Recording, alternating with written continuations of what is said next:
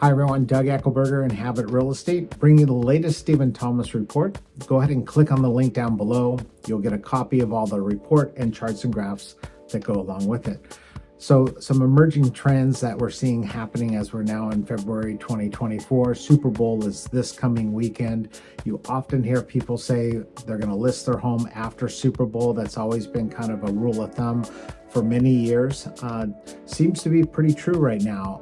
The last couple weekends, we've really seen a spike in open house activity where we're having an open house on like a Saturday. Maybe there's 40 groups through. We had one up in Irvine 2 weeks ago, and there was 50 groups through on a Saturday, 60 on a Sunday.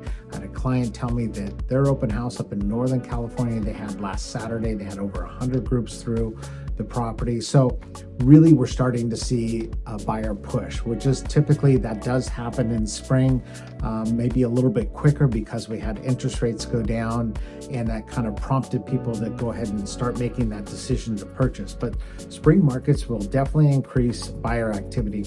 Inventory typically also increases, but right now I think we're seeing not enough houses come on the market for these buyers. The last one we just sold in Mission Viejo ended up going multiple offers way over asking price. If a property's priced right, or maybe it has some really great features, it's turnkey or has a pool or big lot, these are hot ticket items right now. And yes, we are seeing strong activity on those properties with multiple offers. We're also seeing some of on the leasing side, we're seeing some really high leasing rates starting to take effect, where last year some of the rental rates kind of softened, and coming into 2022 or 2024, we're seeing those rates actually strengthen up and even increase to prices we haven't seen on different single families and condos. So market trending spring, definitely getting strong, and we expect it to be stronger.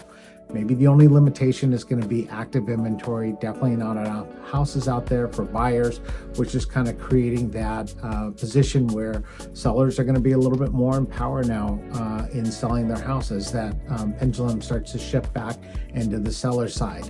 If you have any questions regarding either buying or selling, or where we're going with maybe trends over the next 2 to 3 months, give me a call. My name's Doug Echelberger. I'm with Inhabit Real Estate. Have a great day.